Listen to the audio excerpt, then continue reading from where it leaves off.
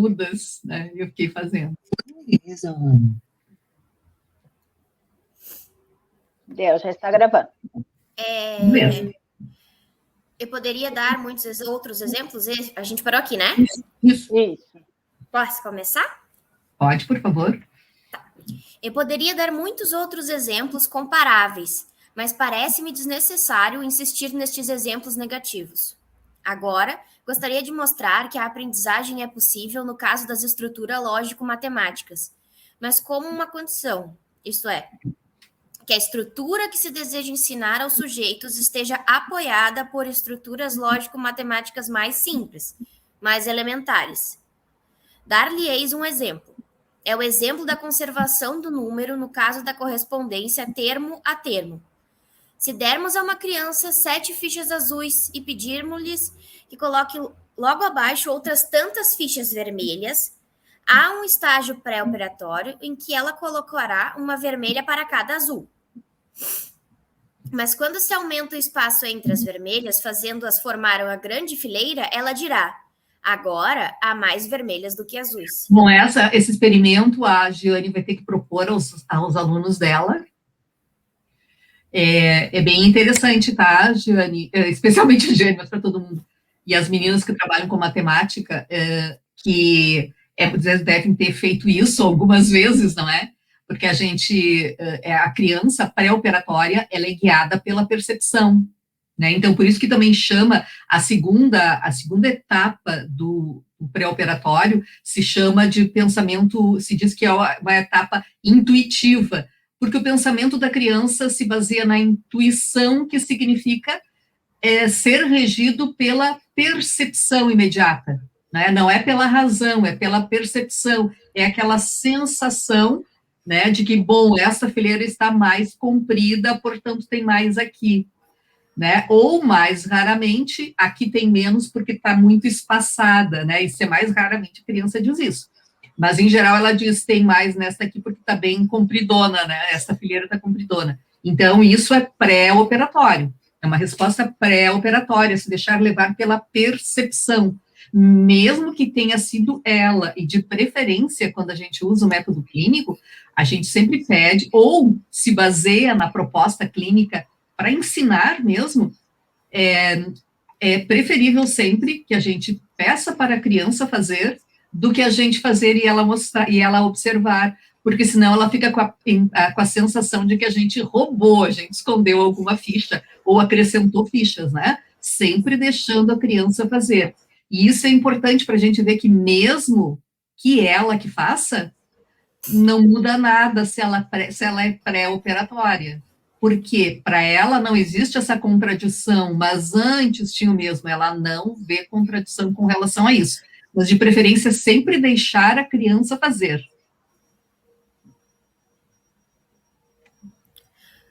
Como, então, se pode acelerar, se desejarmos tal, a aquisição dessa conservação do número? Bem, pode-se imaginar uma estrutura análoga, mas em uma situação mais simples, mais elementar. Por exemplo, com a senhorita eu não consigo falar. Inelder. Estivemos estudando recentemente a noção de correspondência termo a termo, dando à criança 2 copos do mesmo formato e uma grande pilha de contas. A criança punha uma conta com uma mão em um copo e, ao mesmo tempo, uma conta em outro copo com a outra mão. Uma vez, atrás da outra, ela repetia esta ação. Uma conta em um copo com uma mão e, ao mesmo tempo, uma conta no outro copo com a outra mão. E via que havia a mesma quantidade de cada lado.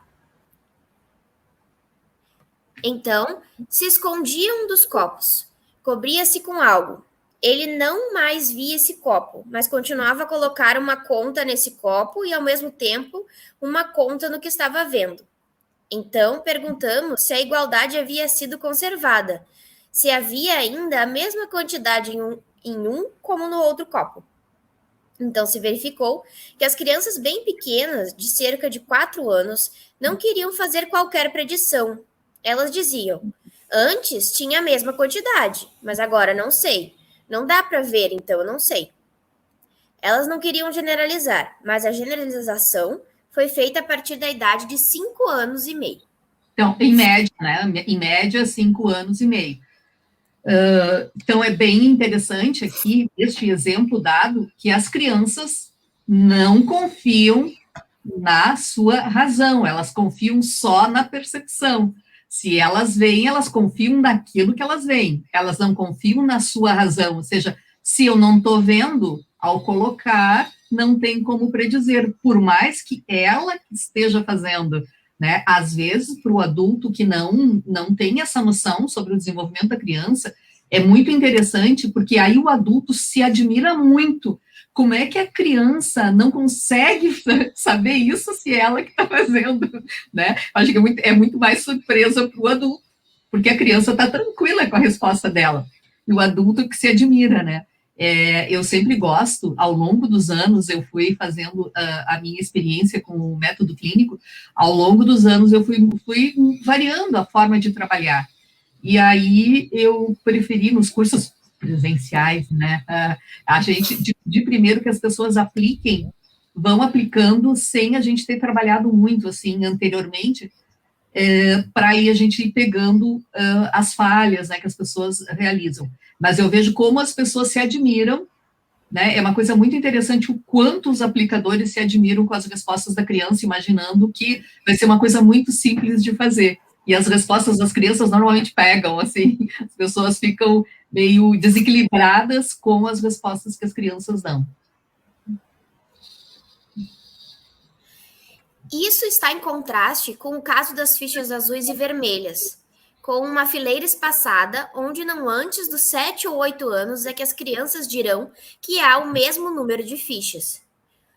Como um exemplo dessa generalização, lembro-me de um menino de 5 anos e 9 meses que esteve colocando as contas nos copos durante certo tempo.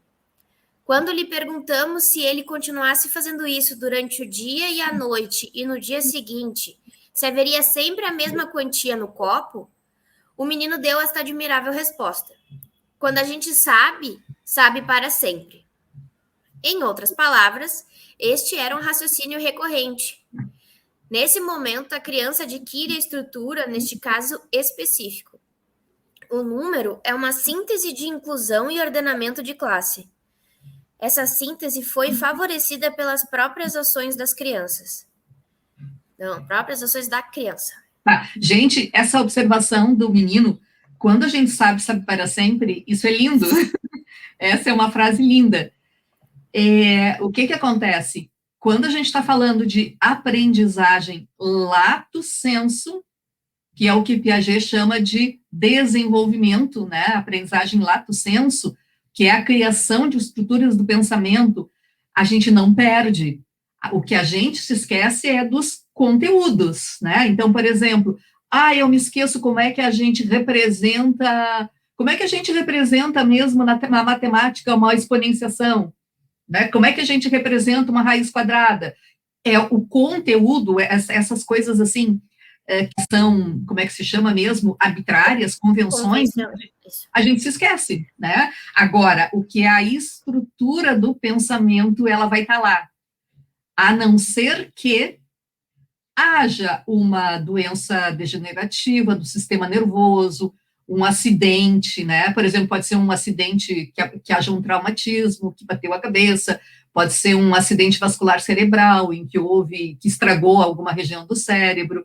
Então, em condições normais, se a gente construir uma estrutura de pensamento, a gente a tem, né? A gente vai se esquecer de conteúdos, né, que pode estar ligado àquilo. Mas agora, a lógica do pensamento, a lógica que foi construída, ela está lá, né? Ela não vai se perder. Diferente do conteúdo, né? Que a gente treina o conteúdo e a gente se esquece. Por exemplo, a gente sabe qual é a relação que existe para a relação parte-todo, qual é a relação, por exemplo, de uma capital para um país.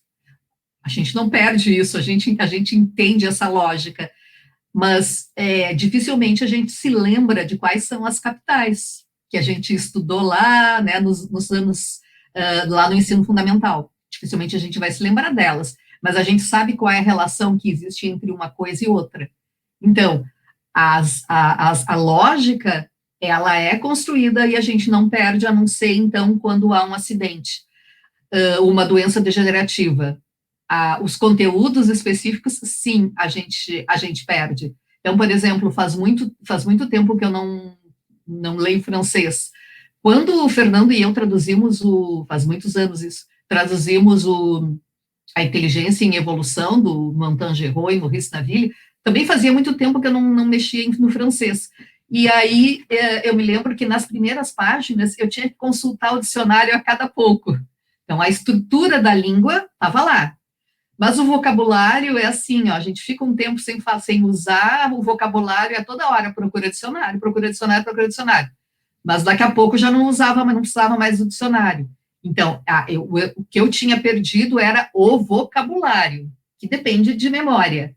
Mas a estrutura da língua, entender a lógica da língua, estava lá. Né? Então, é isso que o Piaget está dizendo, né?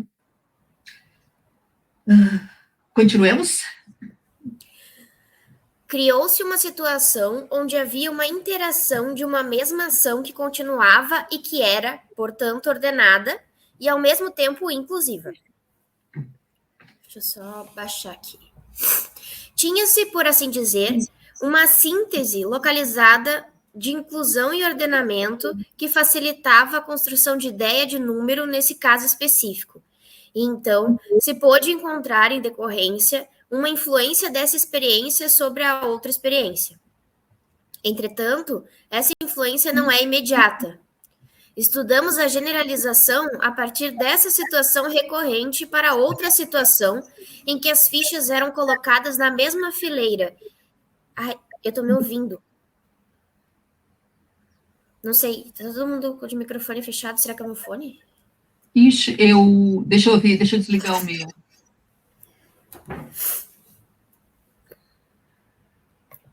Vamos ver. Tá, passou. Estudamos a generalização a partir dessa situação recorrente para outra situação em que as fichas eram colocadas na mesa em fileiras. E não é uma generalização imediata, mas é tornada possível mediante situações intermediárias. Em outras palavras, pode-se encontrar alguma aprendizagem dessa estrutura se basearmos a aprendizagem em estruturas mais simples. Tá, então, os experimentos, especialmente quando Piaget falou da Inelder apenas, mas a Inelder, Beauvais e Sinclair, que fizeram vários experimentos nesse sentido, que eles mostraram o quanto a aprendizagem, sim, pode auxiliar o desenvolvimento, mas apenas quando o sujeito está muito próximo daquela estrutura de pensamento. Apenas quando está muito próximo, ou seja, mostrando o papel do meio. Ou seja, o ensino também tem um papel fundamental, mas quando que ele auxilia? Quando ele consegue chegar próximo daquilo que o indivíduo já construiu. É como dizia Paulo Freire, né? Partir do que o sujeito já sabe. Não ficar no que o sujeito já sabe, mas partir do. E essa é uma ideia que é muito semelhante em Vygotsky, em Paulo Freire, em Piaget, que é partir do, né? E a Inelder, Beauvais e Sinclair fizeram experimentalmente esse estudo de que ela fez pesquisa bem com método, usando uma metodologia quantitativa para mostrar que os sujeitos submetidos ao ensino, que já estavam muito próximo de uma determinada estrutura, eles eram muito ajudados pelo ensino. Ao contrário daqueles para que eles não tinham ainda essas estruturas mais simples, e se lhes ensinava, esse ensino não era eficiente. Né? A gente poderia chamar aqui um conceito do Vygotsky, que é da zona do desenvolvimento proximal, ela é útil nesse caso, ou seja, tu tem que necessariamente, aquilo que Vygotsky chamou de zona de desenvolvimento real, né? Partir do que o sujeito já sabe. Então, as meninas aqui, a Inelder, Beauvais e Sinclair, fizeram isso experimentalmente e compararam grupos diferentes de crianças que tinham pontos de partida diferentes. Aqueles que já estavam muito próximo daquilo que era ensinado se beneficiavam muito do ensino. Aqueles que estavam distantes ainda não se beneficiavam. Então, é aquilo que a gente vê em termos de escola, é aquilo que a gente diria assim, se a gente não consegue trabalhar determinadas noções e cada vez vai trabalhando coisas mais complexas, não tem como o sujeito depois chegar naquilo, né? Porque cada vez a gente tá ficando mais longe daquilo que é o ponto de partida do sujeito. Então, o experimento dela, elas fizeram vários experimentos nesse sentido, de tentar mostrar se o que promovia a aprendizagem era maturação ou ensino, e aí ela nos mostra, né, que não é nenhum, são muito bacanas os experimentos, que elas nos mostram que não é nem o ensino isolado, nem a maturação isolada, mas que a gente precisa do elemento tempo, né, o elemento tempo, ele é necessário, mas ele sozinho não possibilita o desenvolvimento. E quanto o ensino é necessário também, mas que ele também sozinho não proporciona o desenvolvimento. Porque senão a gente cai num erro de interpretação sobre Piaget, de imaginar que deixa o tempo passar que a criança vai construir a noção. Não, não é assim. O ensino, né, e elas mostraram isso experimentalmente, com estatística, tudo bem bonitinho, né, que não era uma metodologia muito usada por Piaget, assim, de mostrar estatisticamente o quanto que é significativo tanto o fator maturação, em conjunto com o ensino, que os dois fatores precisam estar juntos para proporcionar, né, para proporcionar o desenvolvimento da criança, que eles interferem sim, que o ensino interfere sim no desenvolvimento, como um dos elementos, né, como um dos fatores, lembrando mesmo que quais são os fatores? 4. A maturação, a experiência física e lógico-matemática, a transmissão social e a equilibração. Né? Então, elas fizeram experimentalmente para mostrar no livro Aprendizagem e Estruturas do Conhecimento. É muito bacana. Chato de ler, como eu costumo dizer, nos livros do Piaget, mas ele é útil. Este textinho aqui eu não acho chato, tá? Não sei vocês. Ele é bem mais fácil, né? Ele é fácil, realmente. Porque são os textos de pesquisa, os que já são mais difíceis, e já é difícil, mas é bem mais fácil. Isso. E também, Laura, a gente vai se acostumando com a terminologia, também vai ficando mais fácil. Sim. E é que os que são relatos de pesquisa, daí tem muito exemplo, e aí fica mais cansativo, né, de ler aqueles que são relatos de pesquisa, ou seja, quase todos. Bora. Nessa mesma área do desenvolvimento das estruturas numéricas, o psicólogo Joaquim Moço Rockwell ali, não sei como é que fala o nome dele.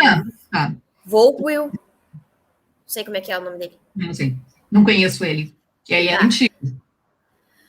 Psicólogo Jojo WW, que passou um ano em nosso Instituto em Genebra. O cara tá lá se revirando que eu tô falando o nome dele. Ai, meu Deus. Em nosso Instituto em Genebra, também mostrou que essa aquisição pode ser acelerada através da introdução de operações aditivas, que é o que introduzimos também no experimento que descrevi há pouco.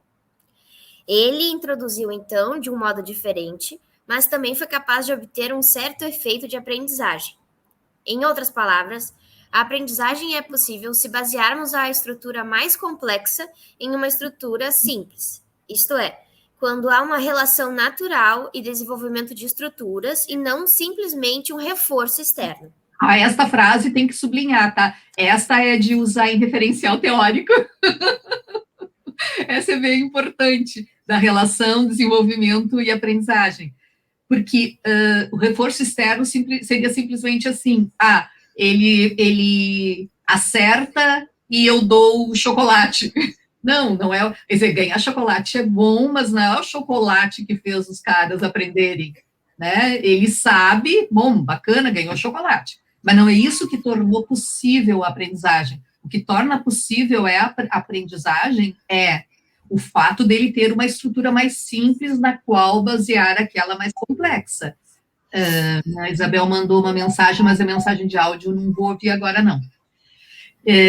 Só depois. Então, não é o fato de ganhar o chocolate. Então, assim, ganhar o chocolate pode ser uma motivação no sentido de assim, eu quero ganhar o chocolate, vou me esforçar.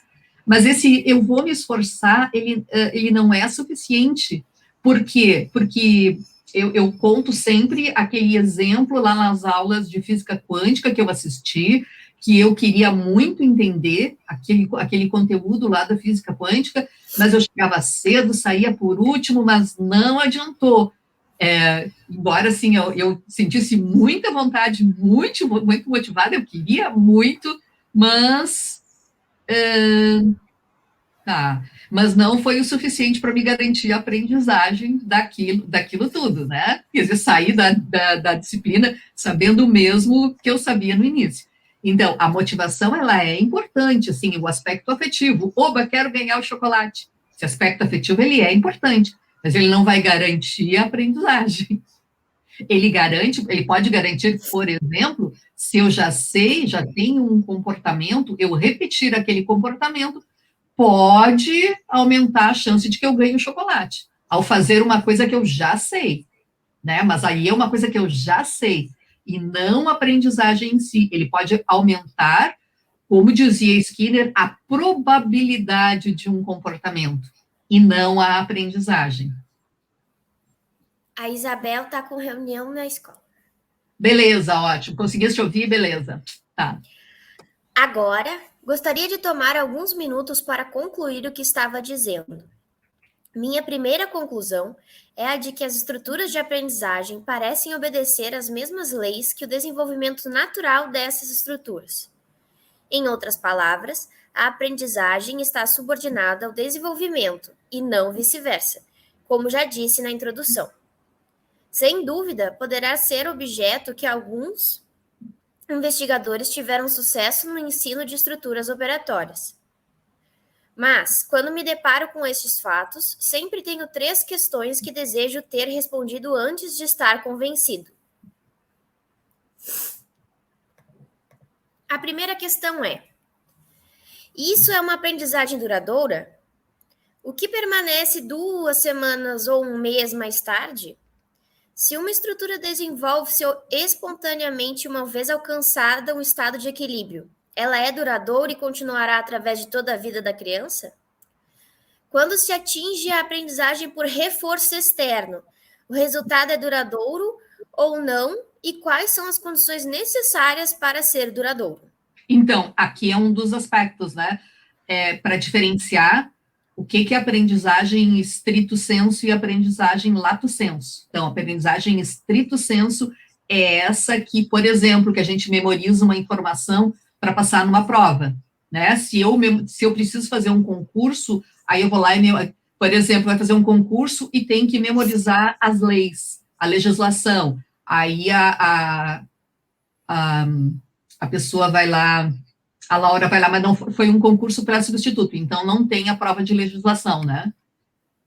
Porque se é um concurso público, normalmente ele vai ter a prova de legislação. A pessoa vai lá e decora a legislação para passar na prova. Então, mas na semana seguinte, deu legislação, né? Então, essa seria uma aprendizagem que chama de estrito sensu. É aquela aprendizagem, é a da memorização, que ela tem uma utilidade muito grande na vida, né? Ela é necessária, ela não é sem importância. Então, em algumas situações, como passar em um concurso, a gente precisa se socorrer dessa aprendizagem estrito sensu. E a aprendizagem lato sensu é aquela, então, que envolve o desenvolvimento, a formação de estruturas. Piaget não está usando os nomes aqui, mas é essa diferença que ele está fazendo, que é aquela que é a do reforço externo. O cara vai, por exemplo, as pesquisas lá do Skinner que mostram que um pombo tem que apertar a barrinha para ele ganhar água.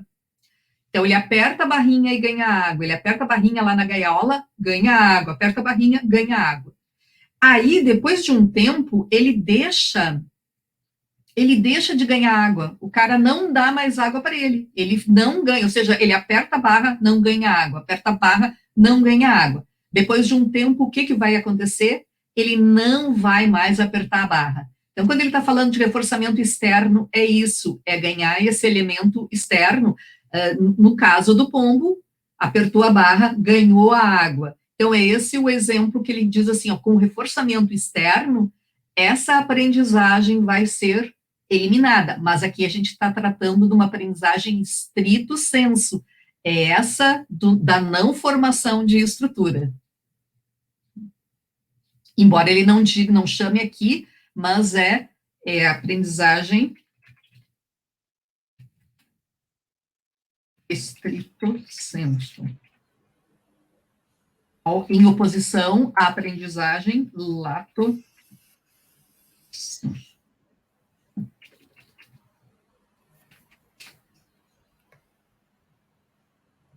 Onde Piaget apresenta bem como é que é o nome do livro? Como é que é o nome do livro? Gente, tem um livro que tem a autoria de Piaget e Greco, que ele apresenta essa diferenciação. O nome do livro é... Gente... Aprendizagem e Conhecimento. O nome do livro. Aprendizagem e Conhecimento.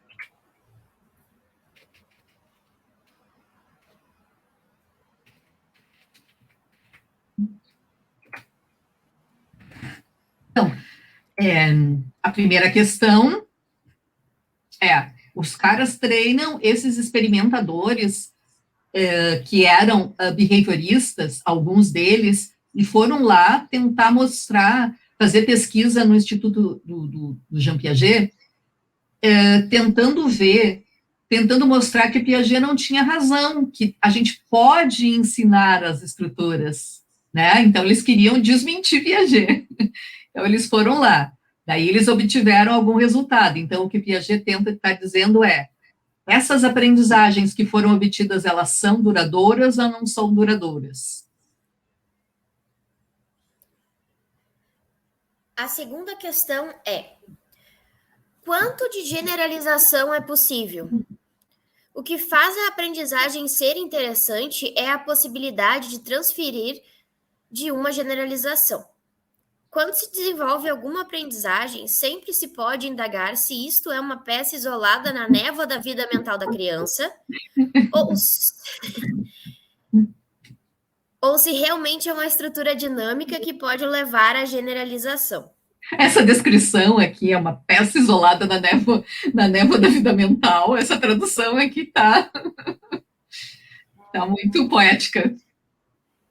Então, nós, como educadoras, será que é isso que nos basta?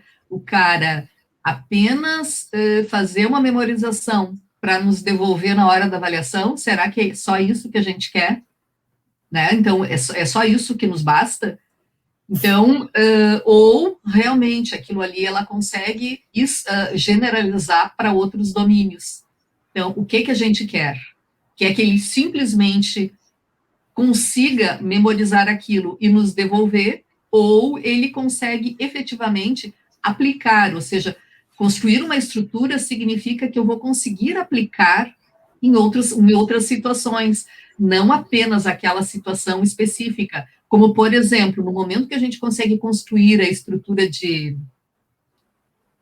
classificação, a gente emprega para outros domínios, né? A gente se dá conta de como é que é a classificação, como é que ela funciona, e a gente aplica a tudo.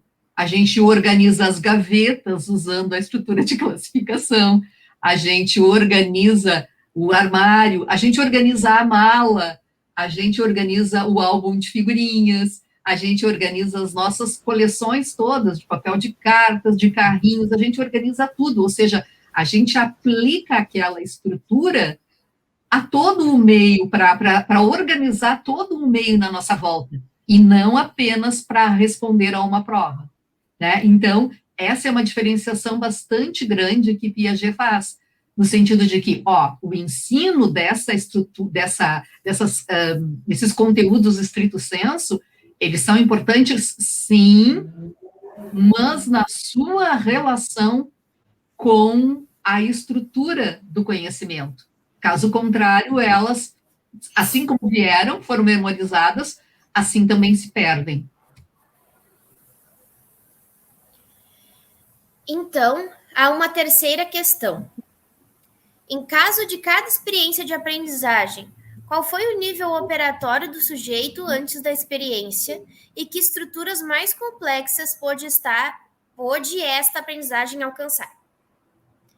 Em outras palavras, devemos olhar a cada experiência específica de aprendizagem do ponto de vista das operações espontâneas que estiverem presentes no início e o nível operatório que foi alcançado após a experiência de aprendizagem. Beleza? Então, é sempre a avaliação é do ponto de vista das estruturas de pensamento, da qual o sujeito partiu e a estrutura na qual ele chegou. Então, sempre, o tempo inteiro. Quando se faz assim, em geral, se faz a avaliação da criança lá no início do ano, né, para ver como é que ele está. Como é que se chama isso mesmo? Sondagem.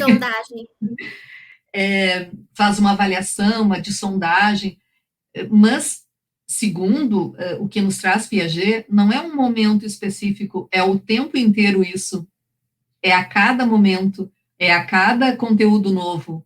Por quê? Porque tu tem que estabelecer relação do novo com o que já existia, não tem como tu ver uma única vez, porque daí significaria supor que ao longo do tempo o cara parou, não. Ele foi evoluindo a cada momento. Então, para Piaget, a aprendizagem sempre vai se dar na relação daquilo que o sujeito já sabe com a novidade que o meio proporciona. Então, assimilação, falar em assimilação, acomodação, significa isso, estabelecer relação daquilo que o sujeito já sabe, que é o velho, com a novidade que o meio traz. Ou seja, assimilar os elementos novos, assimila o novo a uma estrutura que já existe. Então, assimilar o novo, transformar o velho, acomodar o velho para poder receber o novo. Então, assimila o velho e assimila o novo e transforma o velho para poder receber o novo. Ou seja, sempre o processo de assimilação e acomodação nada mais é do que isso. Incorporar elementos novos ao que já existe. Só que o que já existe vai se modificar no momento em que ele recebe o novo. Ou seja, é algo que eu tenho mais simples que vai se tornando mais complexo. Então, há uma modificação do sujeito, mas para que o sujeito possa se modificar, essa novidade, se não houver novidade, ele não se modifica. Se houver uma novidade muito grande, o que pode acontecer? Pode paralisar. Então, por exemplo, o que aconteceu agora na pandemia, as pessoas que já lidavam com as tecnologias, a gente vê que tiveram mais facilidade para lidar com as aulas online, né, o ensino remoto, elas tiveram mais facilidade. Por outro lado, algumas pessoas que não utilizavam tecnologia se estressaram muito, porque daí era mudança demais, né, mudança demais em pouco tempo, né, muito rápido, uma mudança muito, muito rápida, e as pessoas tiveram que se adaptar.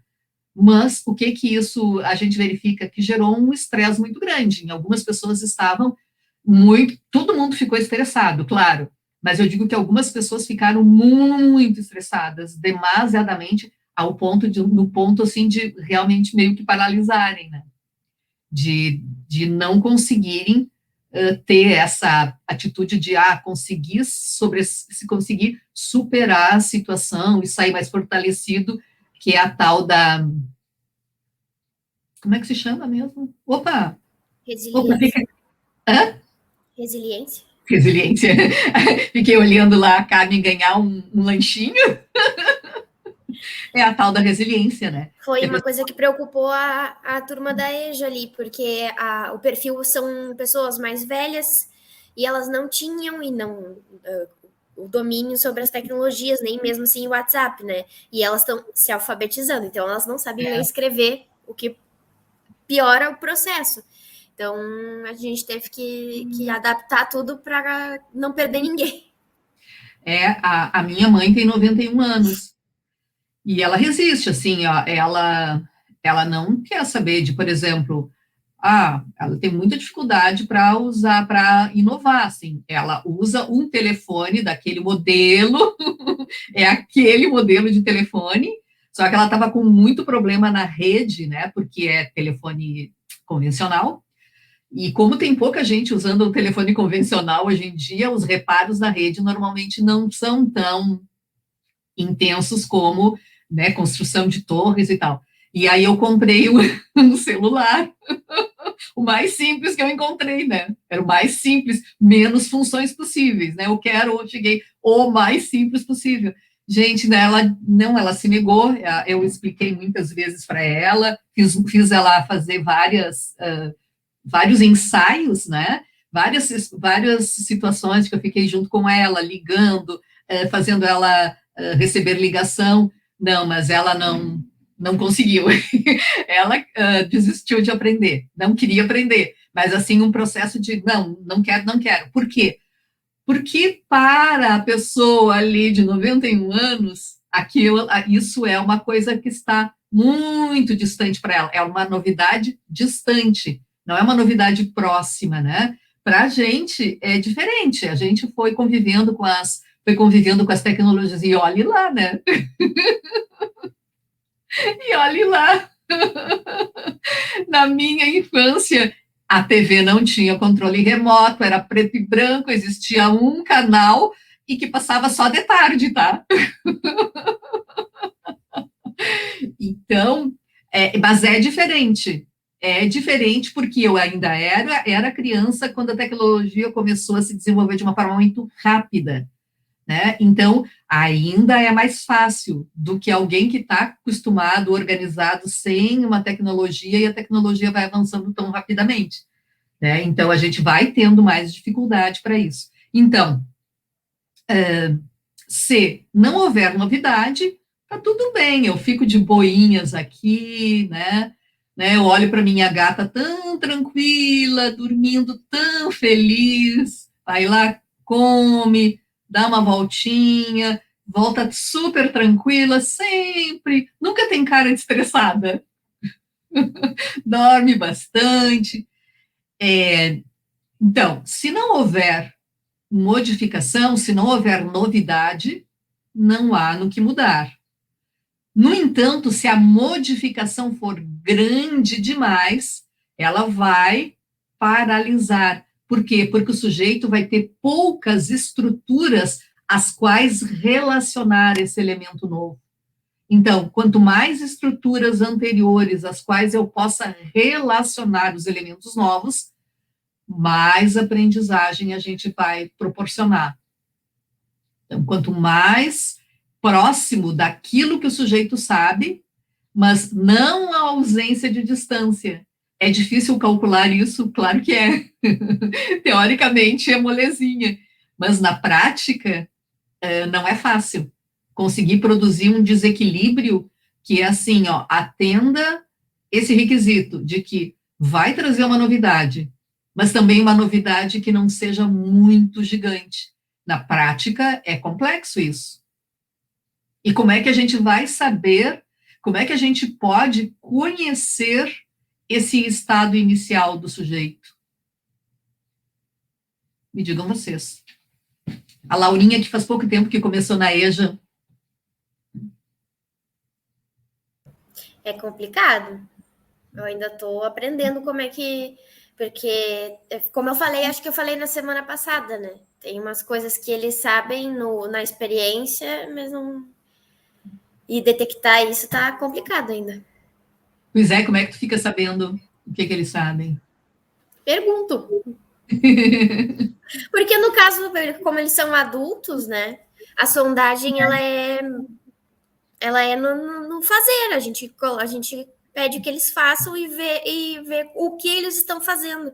Como que eles estão... A gente pede para eles explicarem, pedem para contarem que eles sabem sobre aquilo, pedem para realizar algum tipo de atividade ou problema e ver o que eles fazem com isso, quais são as dificuldades que eles param, e aí consegue observar onde é que o sujeito está.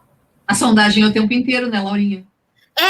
O que eu estava lembrando, é avaliação formativa, né? Tu vai avaliando ao longo de todo o percurso, porque a avaliação não serve para classificar o sujeito, e sim para guiar a prática, né?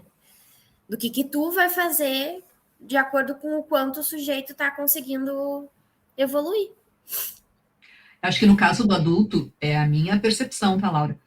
Não sei o que vocês acham, mas no caso do adulto, no caso da criança, acho que a gente tem mais facilidade de entender, assim, porque ela é pequenininha e tal, a gente tem mais facilidade de entender que ela não sabe ainda aquilo, porque ela é pequena. No caso do adulto, a gente fica com aquela ideia, não, ele é adulto, ele é grande, ele já tem tanta idade, como que ele não sabe isso? Então, é uma coisa automática que a gente faz, não é assim, de caso pensado, é meio que automático a gente imaginar que ele já sabe aquilo, que vai ser mais fácil para ele porque ele já é adulto, né? A gente é uma coisa automática, né? Isso é um egocentrismo, tá? Que a gente do professor, de a gente imaginar que como é adulto, às vezes pode ter mais idade do que a professora, no caso da EJA, acho que todos, né? Uhum. É mais difícil de enxergar como que eles não conseguem, como que eles não sabem aquilo. É mais difícil de explicar, porque quando a criança, tu diz, bom, ela ainda não está conservando, ela ainda não chegou nas estruturas necessárias, né? Mas quando é adulto, parece que isso não acontece. Assim, bom, já é adulto, né? A gente esquece das outras coisas que existem, assim, por uns breves segundos, assim. Que é aquela coisa, você passou a vida inteira dividindo... Ele sabe dividir, sabe, de cabeça, mas ele não sabe o algoritmo da divisão. Por quê? Porque nunca precisou usar, não foi para a escola, isso é uma coisa científica, escolarizada, convencionada, não tem por que ele saber disso. Não vai ser mais fácil para ele aprender do que uma criança, porque... Mas aí é uma coisa muito interessante, né? Que como ele é adulto, aí a pessoa já fica, não vai ser fácil, não é fácil, não. E outra coisa, aqui é um parênteses, né, da minha percepção, essa coisa assim, ó, de ter um cuidado, não que com a criança a gente não tenha que ter, mas que com o adulto tem que ter um cuidado muito grande, porque se a pessoa, e tem muitos idosos, né, e especialmente se a pessoa já é idosa, ela teve sucesso na vida, porque ela está viva ainda, né? Ou seja, se ela chegou até os 50, 60 anos, conseguiu sobreviver até ali, é sinal de que o que ela sabe garantiu essa sobrevivência. Então, abrir mão disso que ela já sabe é com muito cuidado, né?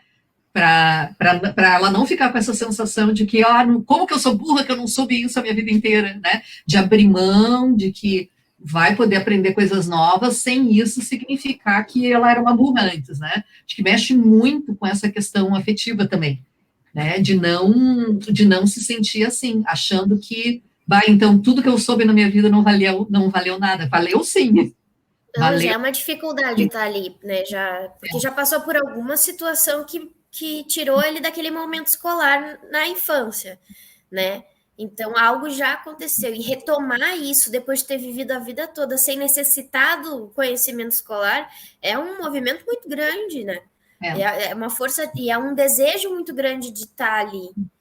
E, inclusive, tem vários percalços, assim, de eles acharem que eles não estão estudando porque eles não estão enchendo caderno, né? Porque... É a pedagogia do sovaco que eu chamo, tu escreve bastante coisa e, daí assim, tá, me diz tal coisa. Não me lembro, professora, tá aqui no meu caderno. Tá no caderno, né? Mas, não tá sendo útil para poder analisar o mundo em que vive, né? Mas para verem, gente, isso é uma outra coisa muito louca que a gente observa na EJA, é que o cara, assim, ó, os que já iniciaram a escola em algum momento, ou eles, o que acontece? Eles ingressaram e aquela escola para eles não funcionou. Por alguma razão, são várias as razões, mas por alguma razão não funcionou, daí eles saíram da escola. Mas quando eles voltam à escola, eles querem aquele modelo que se mostrou ineficaz. Então, se a professora... Mas ele foi ineficaz. Ele não aprendeu com aquele modelo, né? Ele, por alguma razão, ele não ficou na escola. Mas na hora de cobrar, é esse o modelo que ele quer. Tanto que na representação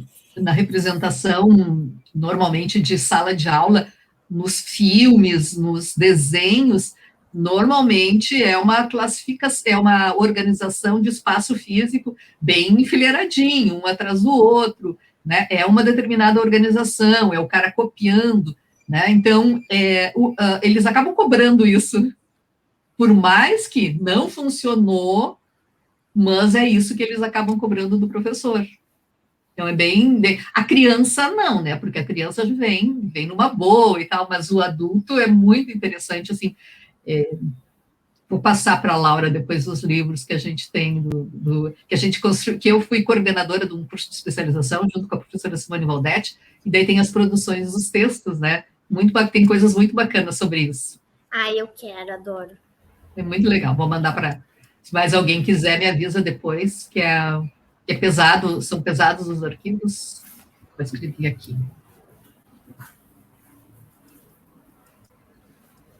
Meninas, seguimos adiante. Alguma pergunta?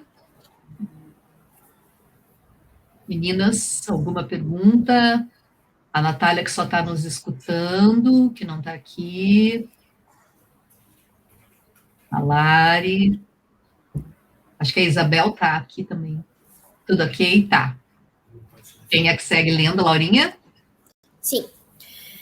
Desculpa, vocês estão me enxergando? Sim. Tá. Estamos enxergando. Tanto que a gente viu o teu marido entregando uma canequinha amarela.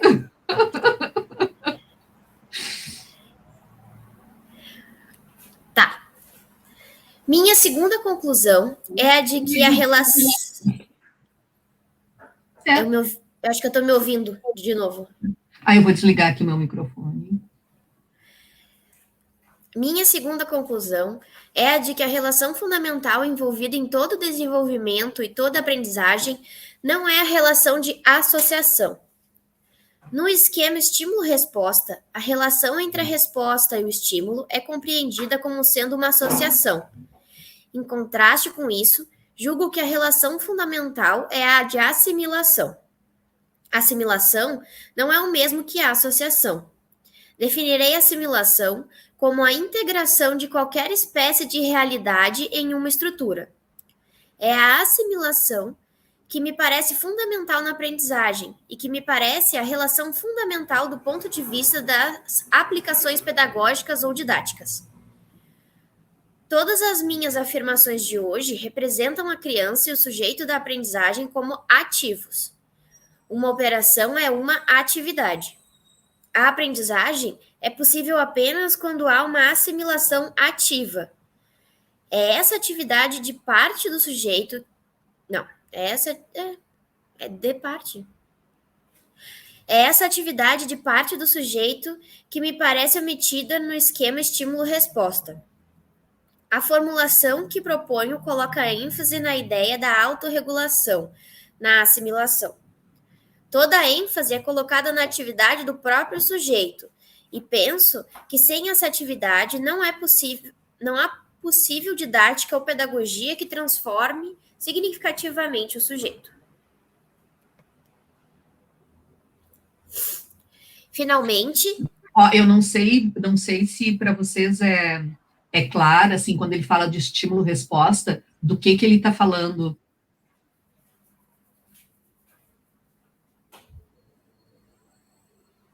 Para vocês é claro o que ele quer dizer com isso? Então, com o Piaget a gente nunca sabe, né? Mas a gente acha que sim. Tá. Me remeteu à questão da interação.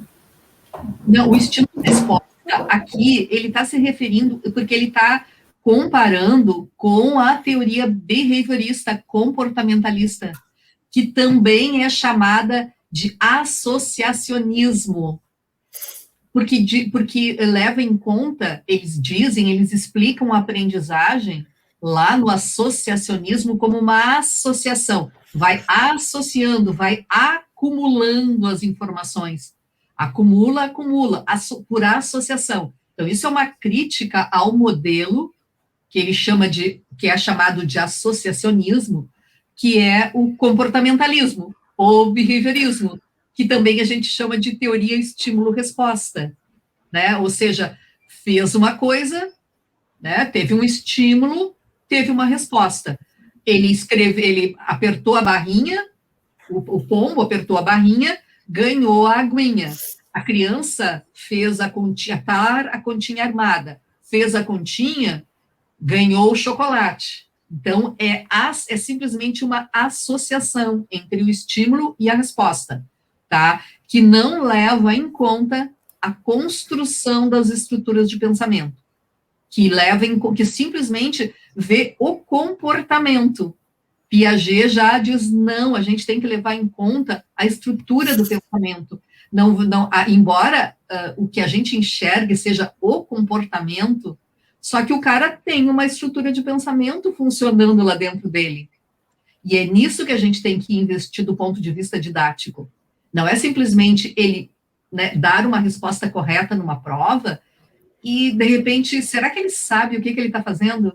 Será que ele entendeu? Eu me lembro que quando eu era criança eu tinha uma memória muito boa, tá? Não é que nem agora. A minha memória era fantástica. Eu decorava tudo com muita facilidade. E eu me lembro do quanto, assim, eu respondia provas e provas e provas na minha vida que eu não entendia a mínima. Não sei vocês. Com certeza. E isso, às vezes, acontece até hoje. Um dia tinha no programa do Serginho Grossman, que ele perguntava sempre para as pessoas se tinha alguma música que as pessoas cantavam errado. Eu cantava assim, ó. Tem uma música que é tira essa que eu quero você sério. O que ele tem que, o que ela pede para ele tirar mesmo? Bermuda. E a minha vida inteira eu cantei tira essa verruga. Eu cantava dançando de biquíni sem parar. Aquela, ó. Dançando de biquíni sem parar. Então, não faz sentido nenhum, né? A gente está cantando, ó, não tem que estar entendendo o que está fazendo. Então, isso, assim, a gente pode ter essa memória super boa, passar de ano, aí o prof do ano seguinte diz assim, não, esse conteúdo já tá, ela tirou 10, tirou 10, sabe tudo, tá podendo, né? E, na verdade, muitas vezes é simplesmente, a gente poderia dizer que é uma imitação. Então, quando eu repito aquele conteúdo, sem que ele tenha me transformado, eu estou fazendo uma imitação do professor, né? Eu estou repetindo aquilo que o professor falou, e o professor fica feliz, em geral, né? Que a pessoa sabe e tal. A não ser, por isso que didaticamente, Piaget sempre propõe, né, que tu vai usar, se baseando no método clínico, é sempre usar aquela técnica, tá, mas como é que tu sabe isso? Da onde que tu tiraste isso? Como é que tu sabes, né?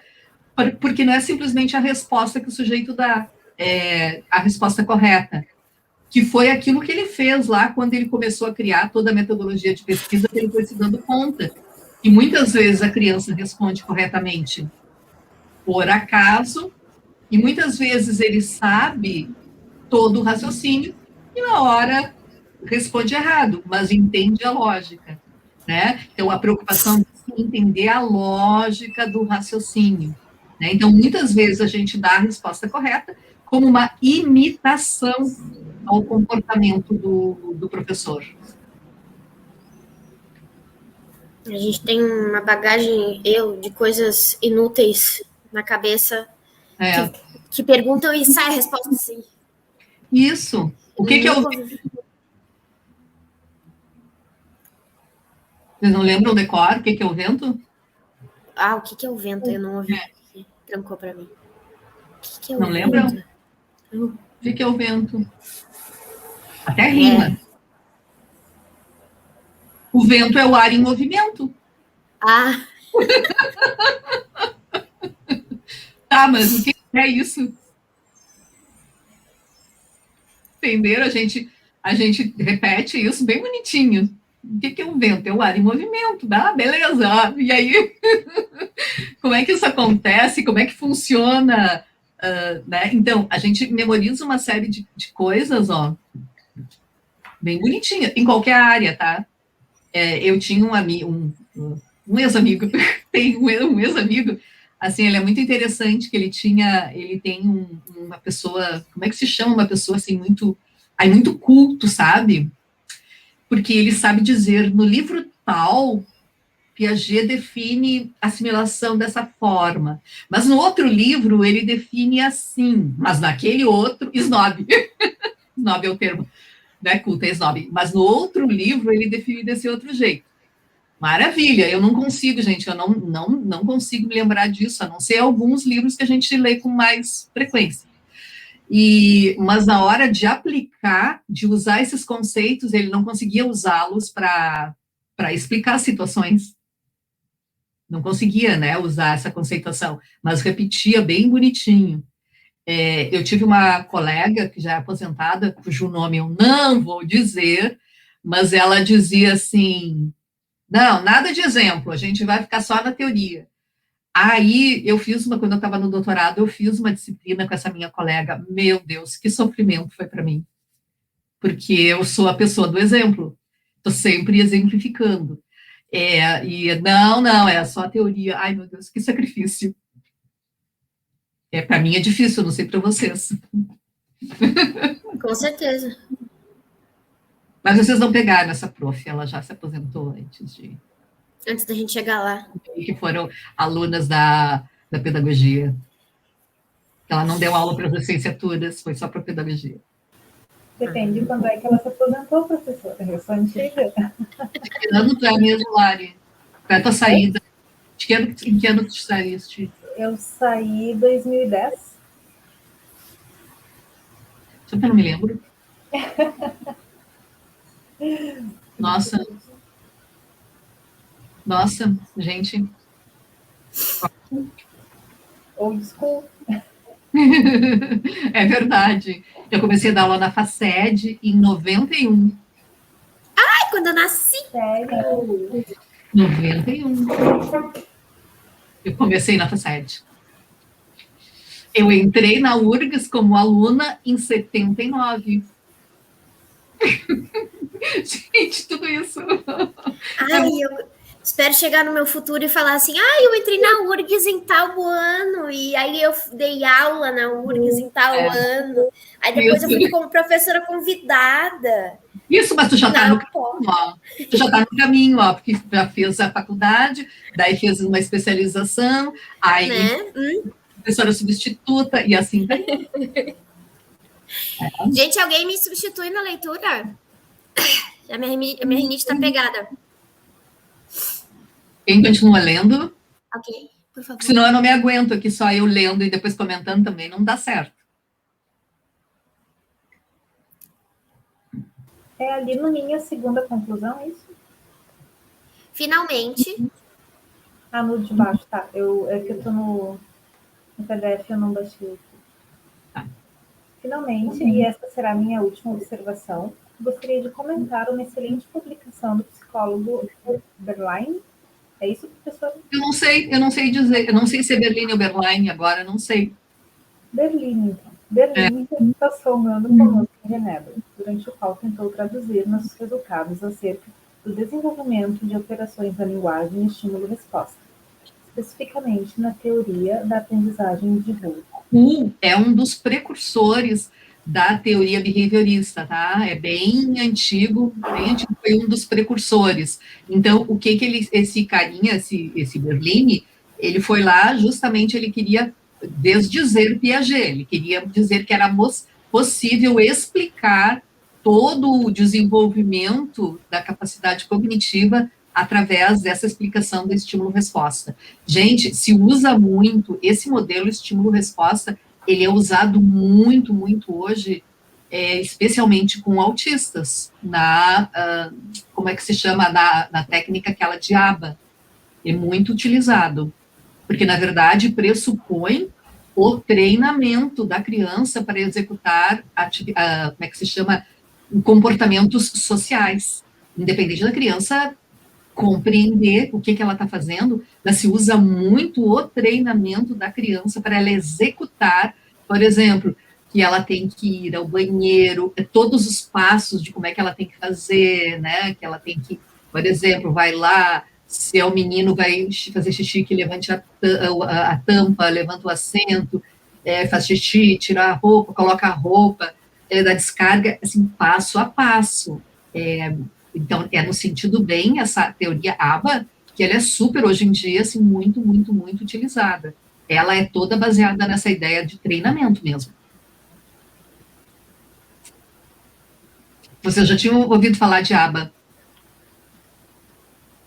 Ela é bem, bem utilizada, tá? Ela é muito utilizada, mas é assim, ó, é isso, gente, é treinamento, e não quer dizer que, dependendo do grau de autismo, em que às vezes a criança precisa, ela vai frequentar a escola e ela precisa ter domínio sobre alguns comportamentos, por exemplo, a questão de higiene, né, essa questão de ir ao banheiro, né, que é uma questão mais complexa, e se ele tem um comprometimento maior, ele precisa ser treinado para isso, que não dá tempo, por exemplo, de ele entender o que significa, enfim, ela é utilizada muito, muito. Vocês ouvirem assim, a técnica ABA, é assim, é bem treinamento mesmo. É uma técnica de escolas regulares, ensino médio? Não é de escola. Não é de escola, são, assim, pessoas que trabalham especificamente com autistas, por exemplo, psicólogos, né, que trabalham com a criança, e trabalham junto com a família em geral, para ajudar a família a treinar a criança especificamente nas habilidades sociais. Para a criança ir para a escola. Para ter o convívio social, para poder fazer as suas coisas assim sozinha, né? Ela precisa ser ajudada a fazer essas coisas sozinha, que ela, de repente, se ela tem um grau de comprometimento maior e ela precisa desenvolver algumas habilidades, tipo assim, que sejam urgentes, né? Que é um tempo mais curto, mas entendendo isso, gente, que a criança é treinamento mesmo, para ela executar essas ações, né? É um treinamento, é um curso que vai demandar menos tempo, mas não significa que ela consiga compreender a lógica do que ela está fazendo, tá? Vai ajudar na vida dela, vai ajudar no convívio, vai ajudar a família, mas é uma técnica bastante comum, se vocês ouvirem, então, assim, é essa lógica que está por trás, né? É a lógica do treinamento, que não quer dizer que ele não seja uma técnica bem importante, né? Só que ele é baseada nesse tipo de princípio. Monique, tu está estudando alguma coisa a respeito disso, de técnica de ABA? Já viste falar? Como? Não escuto. Não te escuto. Não escuto. E a Natália também. A Natália também está na psicologia. Então, é para saber se tu está estudando, se já estudou alguma coisa sobre a técnica ABA. Tá me ouvindo? Estou ouvindo agora, sim. Sobre ABA, eu ainda não cheguei a me aprofundar muito, mas eu já ouvi falar, já vi que tem curso sobre, mas não cheguei a estudar a fundo.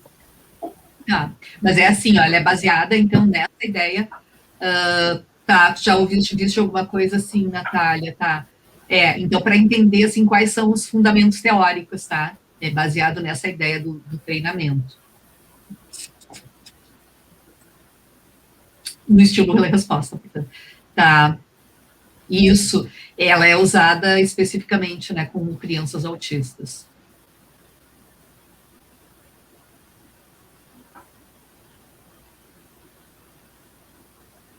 Tá.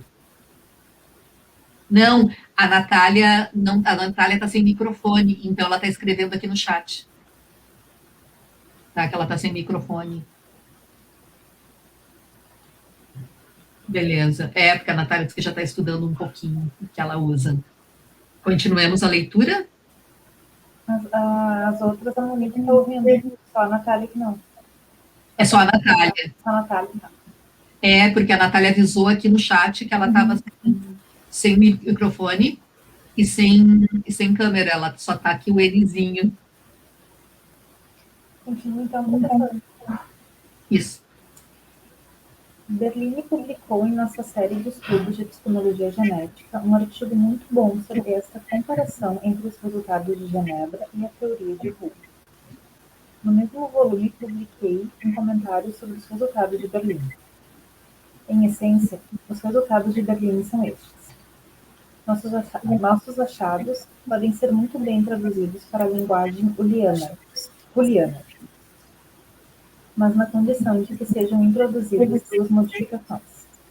O próprio Berline incluiu essas modificações bastante consideráveis, mas elas me pareceram dizer respeito mais à conceituação do que à teoria juliana em si. Não estou bem certo sobre isso. As duas modificações são as seguintes.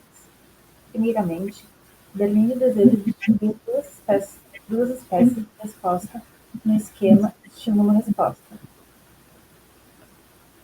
A primeira resposta no sentido ordinário e clássico, que chamarei de resposta cópia. E a segunda, que Berline chamou de resposta de transformação. As respostas de transformação consistem na transformação de uma resposta do primeiro tipo em uma outra resposta do primeiro tipo.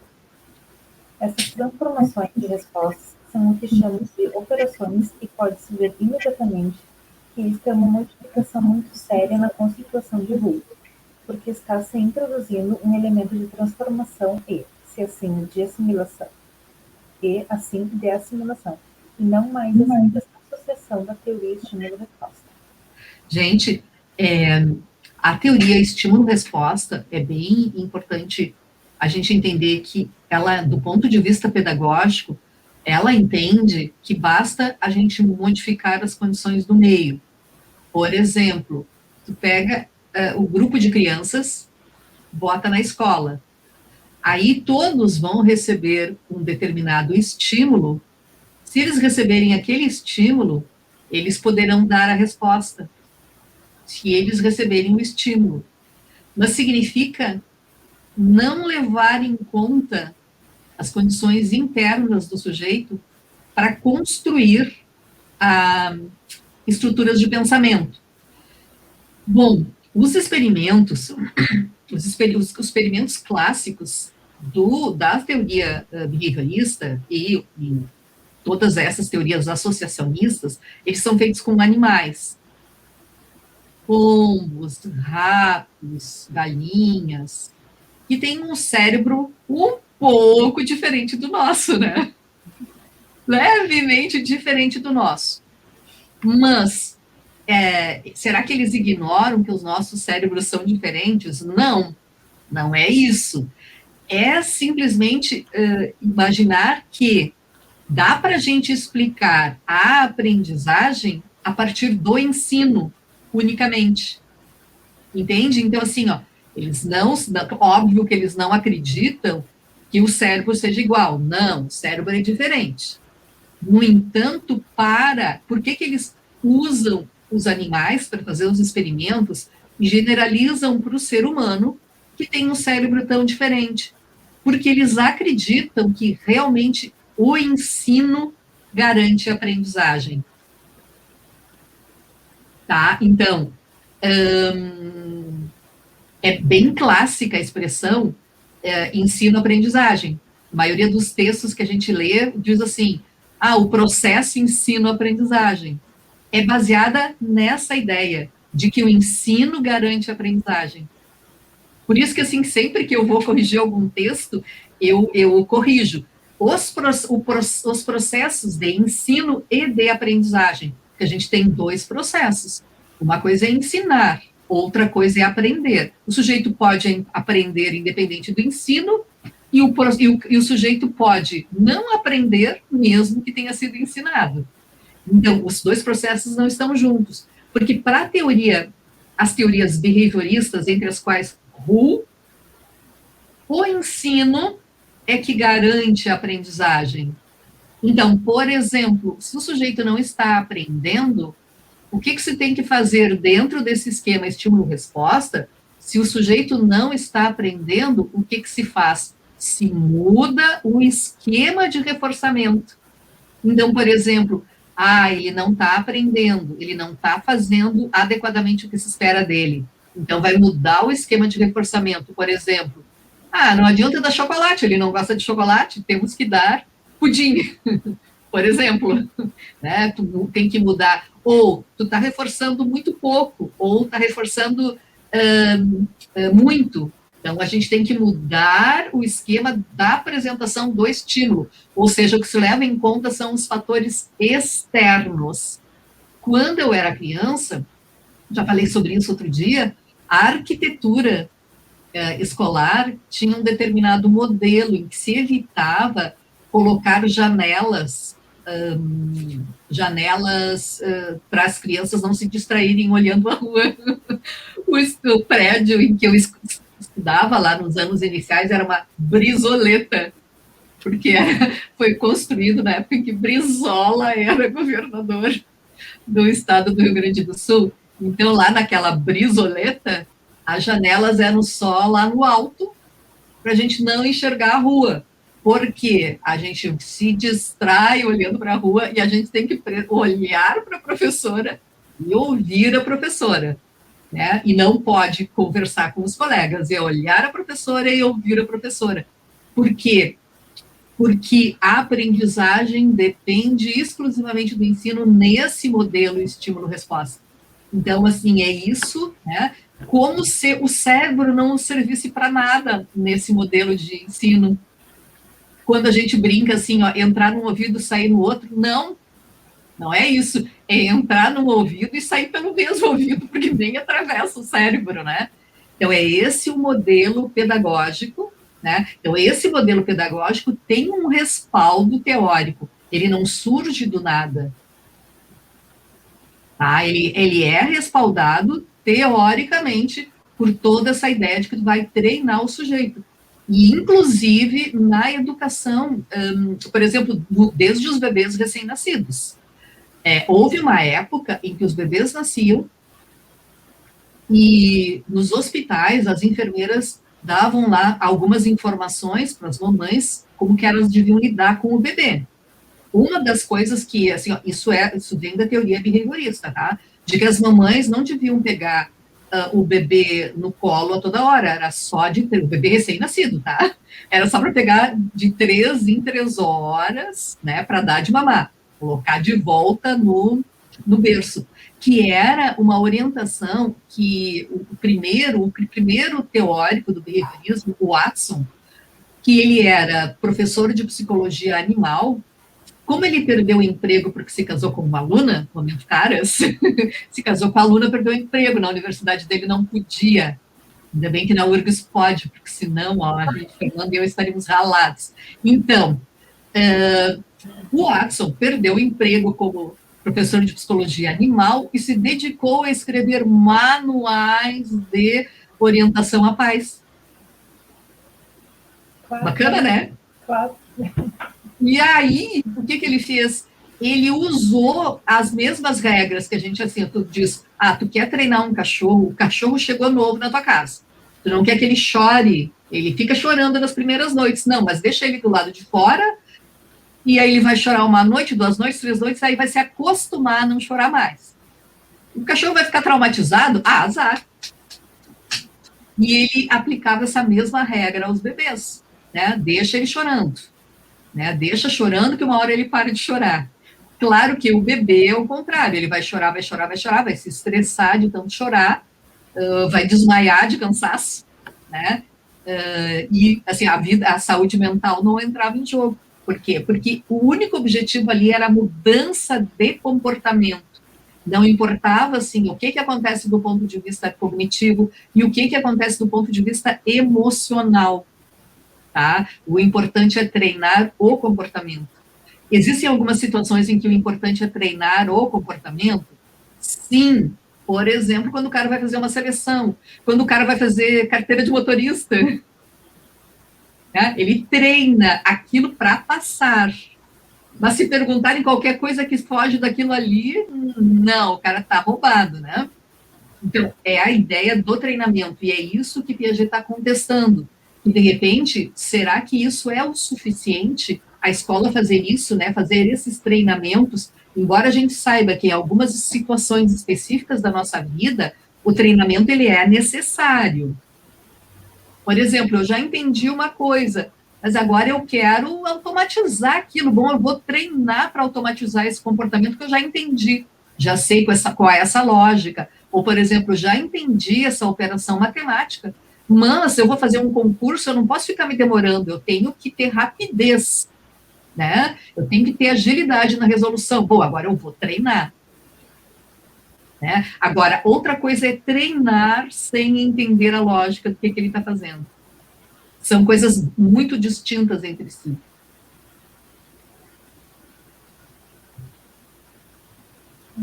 Belezinha? Lari? Continua? Não ouvi, professora. Eu pensei que tu fosse fazer uma pergunta. Não, eu achei que era para continuar lendo. Né? Ok. A segunda modificação que Berlin introduziu na linguagem estímulo-resposta é a que ele chama de reforço interno. O que são esses reforços internos? São o que chamam de equilibração ou autorregulação. Os reforços internos são o que capacita o sujeito a eliminar contradições, incompatibilidades e conflitos. Todo desenvolvimento é composto de conflitos e incompatibilidades momentâneas que devem ser ultrapassadas para alcançar um nível mais alto de equilíbrio. Berlin chama essa eliminação de incompatibilidades de reforços internos.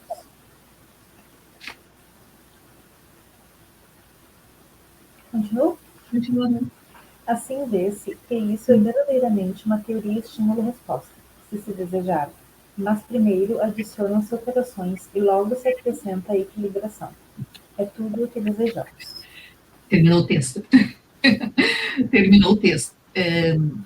Então, é muito interessante, porque ele está especificamente comparando a ideia de aprendizagem a uma outra explicação, que é uma explicação bem forte, que é a explicação que impera, na verdade, entre nós.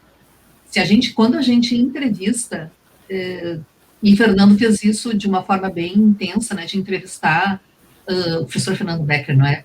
O professor Fernando Becker fez entrevistas com vários professores, e é muito interessante que está muito presente essa ideia de que na verdade, o importante é memorizar a informação, que é isso que conta, ou a automatização. A automatização independente da compreensão. Porque, assim, depois que a gente compreende alguma coisa, a gente entendeu aquela lógica, a gente automatizar, é importante automatizar, né? O cara não vai lá fazer a prova de direção ficando assim, agora o que eu faço mesmo? Agora eu mudo de marcha. Não, ele tem que adquirir uma agilidade maior. Então, tem que treinar para isso. Outra coisa é eu executar atos sem entender o que está sendo feito. E muitas vezes, né, como eu disse, eu muitas vezes fiz isso, né, de estar lá respondendo, tal isso, tal aquilo, falando de alguma coisa sem ter a mínima noção do que aquilo significava. Então, essa contradição, aqui que o Piaget vai levar de uma forma mais, aqui foi um texto resumido, um texto pequeno, mas isso vai aparecer de uma forma mais intensa no livro que a gente vai começar, que é Psicologia e Pedagogia, vendo essas relações do quanto aquilo que a gente sabe em termos de desenvolvimento, será que se aproveita aquilo na hora de ensinar? Será que a gente aproveita todo esse conhecimento que se sabe como é que acontece? Como é que funciona o desenvolvimento do sujeito? Será que a gente aproveita isso na hora que a gente ensina?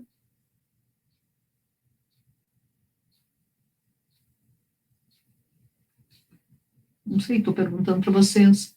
Eu me coloco no grupo de que a gente nem sempre consegue fazer isso.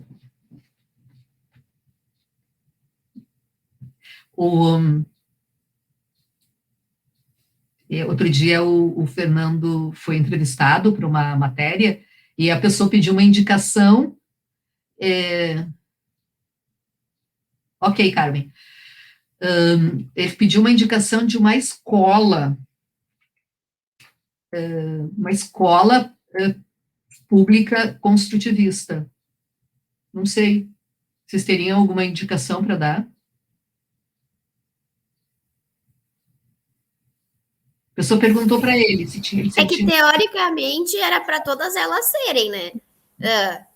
Não, porque não é uma pedagogia, né? Então, todas... Teoricamente, assim... Eu não vejo a gente estudando coisas que vão para outros caminhos que não o construtivismo, mas tem, né? Acho que eu acho que eu vi na Cidade Baixa uma escola de educação infantil construtivista. Pública? Não, privada. Escola pública. A indicação era de uma escola pública. Professora, por acaso a Semete Paulo Freire se enquadraria? A proposta é, mas aí é que está nela assim, é muito difícil a gente saber se a proposta escolar é como no colégio de aplicação, né? É uma escola pública. A proposta escolar é essa. Mas o que acontece dentro da sala de aula realmente confere com isso? Então não tem como a gente saber, porque a proposta escolar pode ser.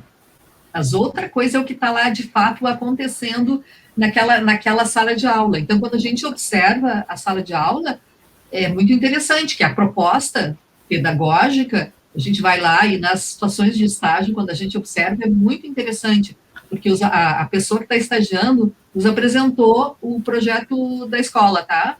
A gente viu qual era o projeto da escola. E agora, o que cada um executa na sua sala de aula, não quer dizer... Entende? Então, por isso é muito difícil a gente ver que não haja essa contradição, né? Porque lá no projeto da escola diz formar o sujeito autônomo, é isso e aquilo, mas isso de fato, como é que isso se traduz no dia a dia da sala de aula? Então a gente vê da mesma escola as mais diferentes formas de trabalhar. Então é muito difícil, né? Como diz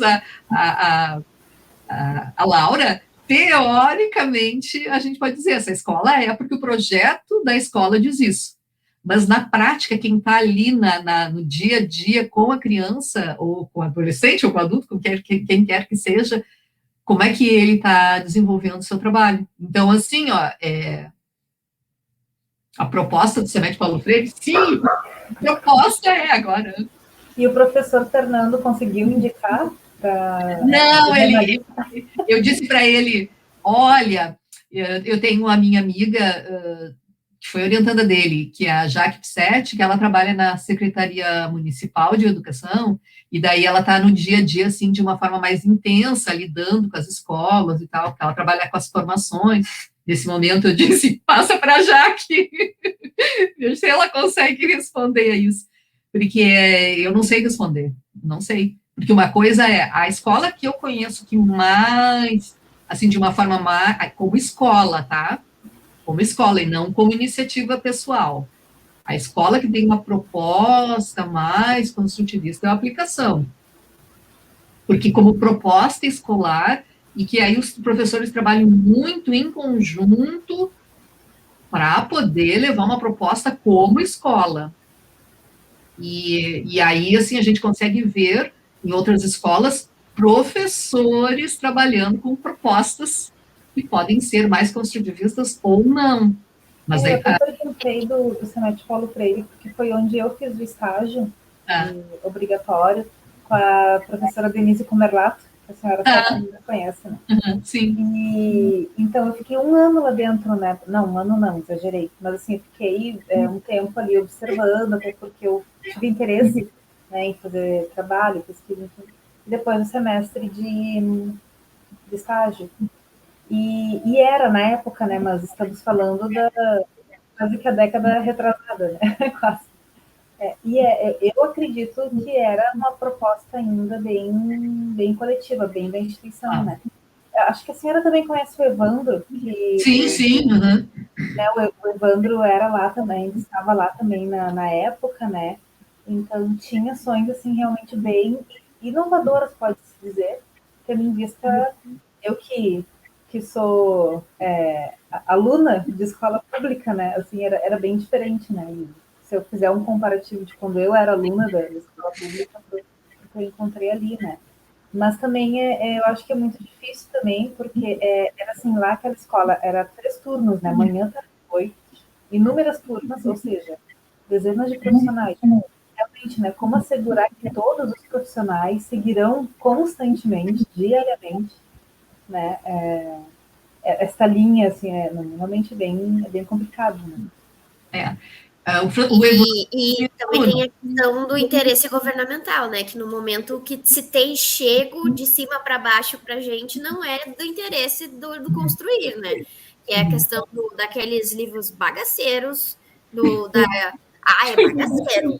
Aqueles livros de leitura infantil é horroroso. O que é aquilo, gente? Que vergonha alheia. Eu não. Ai, que horror. E o novo ensino médio, né? Eu tô assim. Tudo bom? Perplexo.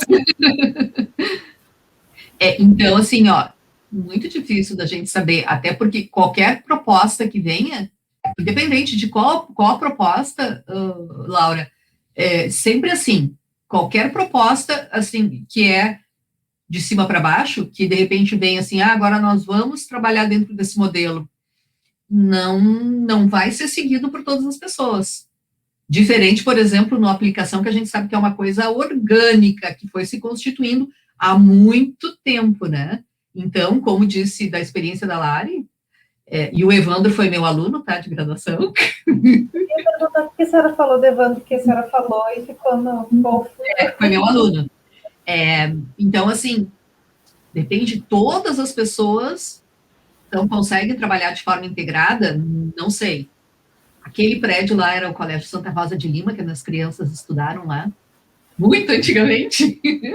Agora ele não está mais onde eu trabalhei, agora ele mudou, né? Eu sou do antigo. Ah, tá. Porque ele funciona ali perto do planetário.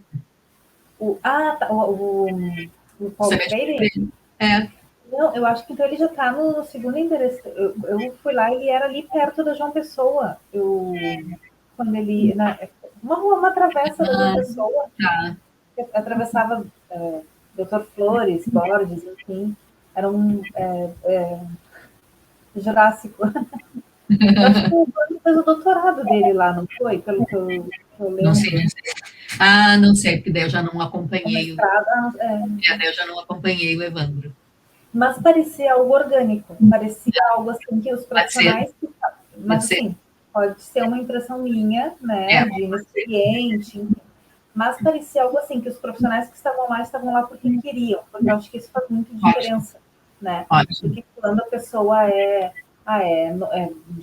por exemplo, né, às vezes em que os concursos que eu fiz para município de Canoas, me mandavam para aquela escola, eu não tinha direito de escolher qual escola, que era que tinha vaga, era que os anteriores optaram por sair. Me parecia que, pelo menos naquela época, quem estava lá no Semete Paulo Freire estava porque queria, porque optou. Parecia realmente algo muito, muito orgânico, assim, parecia algo naquela época, né? Faz mais de 10 anos, não sei como é que foi. Mas o João e o Paulo Fock, eles trabalham com escolas que eles fazem assessorias, né, para escolas que vão nesse sentido, pelo menos na educação infantil, que eu pude acompanhar mais. Em Novo Hamburgo, né? Tem, assim, a professora Leia Fagundes, que trabalhava, né, com Piaget, uma das pioneiras aqui no nosso meio, e ela, muitos anos, deu assessoria à Prefeitura de Novo Hamburgo, e aí o município todo, mas vem vindo há muitos anos, muitos e muitos anos, com uma outra formação, que vem vindo, assim, não é de uma forma imposta, a partir de agora todo mundo vai ser, né? É uma coisa que vem vindo há muito tempo sendo trabalhado. E o Paulo Fox, sim, que ele dá assessoria para algumas escolas de educação infantil. Eu não me lembro agora como é que é o nome do grupo. O OBC, Observatório o OBC. E daí tem várias escolas do município ali, daquele entorno ali, de São Leopoldo, né? Tem a Cotidiana. Só que ela não é pública, né? Tá, não, é isso. Mas agora já consegui pensar em 2 escolas públicas, ó. Consegui pensar. Conseguimos pensar. Que não seja de educação infantil também. Porque na educação infantil a gente até encontra, né, com mais facilidade, mas depois aí vai ficando mais complicado. Vejamos, meninas, alguma coisa a mais aqui desse capítulo. Já que vamos, então, acho que venceu a maioria para a gente fazer feriadão semana que vem, né? Venceu a maioria. Aí a gente pula semana que vem, e na outra a gente já começa com o livro, que a Giane já nos passou, né, o PDF, para quem não tem, tá? E o que nós temos, ó, já está até dançando ali, a Laurinha de feriado. Coisa boa. Perguntas aqui sobre o livro, sobre o texto. Professora, não é uma pergunta sobre o livro, só a título de organização aqui da agenda. Dia 20 também não vai ter? Dia 20 é véspera de feriado. Semana Não, segunda é feriado. Dia 20 é feriado. É feriado? Bom! Depende da gente, depende do que vocês preferirem. É por isso que eu estou perguntando. Mas é feriado só no Rio Grande do Sul, Lari, tu tá lá no Rio de Janeiro. Eu sei, é que inicialmente, mas não está certo ainda. Eu teria que viajar por compromisso. Acho que fazemos feriado, sim. Acho que fazemos feriado. Ai, eu acho que tá todo mundo precisando de feriado. Todo mundo precisa de feriado. Todo mundo tá precisando de feriado. Todo mundo precisa. Vamos fazer feriado? Não vamos. Vamos aproveitar para botar as coisas em dia. Eu sei. Exatamente. Vamos aproveitar para limpar a casa. Eu sei. Isso, mas lavar tá roupa. Precisando. Lavar roupa, tudo isso, né? Que passa sol. Tá. Feriado. Tá, deixa eu anotar então aqui, até porque talvez entre mais gente agora no início do livro, não sei. Mas organiza. É porque aí eu tenho que precisar das datas. Eu estou perguntando para já também depois alguém colocar no grupo, porque então pula semana que vem, né? Que é dia 6, aí tem dia 13 e pula dia 20 também, é isso? Tá. Beleza. Isso. Deixa eu botar aqui no horário e depois eu boto no grupo. Então eu mandei dia 6 não tem. Porque é véspera do feriado. Eu mandei o link para o grupo de WhatsApp, que é para a aula de amanhã, se alguém, então, só lembrando que é o link para a aula de amanhã, se alguém quiser e puder assistir sobre então, segunda, dia 13, depois dia 20, então faremos feriado. Isso. E aí teremos no dia 27. Isso. Tá. Não sei. Esse mês teremos encontros quinzenais. Isso aí. Aí a gente vê como é que vai fluir, como é que vai funcionar, se a gente vai gostar de quinzenais, se vai fluir. Então, gente, digam-me com toda sinceridade, este texto foi fácil, foi difícil? Foi melhor, é melhor. Melhor do que o de 6 estudos? É porque o Piaget, ele é muito prolixo, né? Bichinho. E aí, nesse texto, ele tá mais escondido, assim. É verdade. É uma palestra. Eu não sei se diz aqui qual é essa palestra. Foi uma Lá no palestra. início. Foi uma palestra. Então, porque aqui depois ele foi apresentado como artigo, mas foi uma palestra. Então, tu vê que assim, aqui a gente demorou um tempão e foi parando, foi comentando o texto, mas imagina escutar isso aqui de uma fala só. Né? Aí fica um pouquinho mais difícil. Sim. Porque tem tanto detalhe que, por exemplo, são coisinhas de detalhe que, por exemplo, se vocês escutariam assim, não sei o que do estímulo-resposta, não saberiam do que ele está falando, entende? Então tem tanto detalhezinho que se é uma palestra, quanta coisa vai ficando, né? Mas... E tem o teu acompanhamento para ir destrinchando também, né? Porque é diferente de pegar o texto e sair lendo, assim. Foi assim, ou pegar só ele para ler também. Se a gente já não tivesse lido outra coisa. Exatamente. Então, eu sempre penso, existem obras que são mais fáceis para a gente iniciar, e que nem Freud também. Freud tem as suas obras completas, por exemplo. Não tem como a gente pegar, agora eu vou ler em ordem cronológica, impossível. A gente abandona e joga fora, toca fogo nos livros. Tem que começar por obras que sejam mais palatáveis. Porque eu sempre penso, o foco é que a pessoa sinta alguma simpatia pela teoria e queira estudar mais. Tem alguma simpatia, porque senão pega naquelas coisas... tem muito esse problema que eu já falei para vocês, além de o cara ser prolixo, também tem problemas de tradução. Então, aí, não tem como não... Freud, então, gente, por que que eu me lembrei do Freud? Porque falando em ser prolixo, Freud, sim, era prolixo. Porque Freud conta todos os detalhes. Aí ele quer contar um sonho de um paciente, e aí ele conta toda a história de vida do paciente, para a gente poder entender por que ele interpretou daquele jeito. Enfim, o cara viaja na maionese. No entanto, o estilo da escrita do Freud era mais gostoso, embora ele fosse prolixo.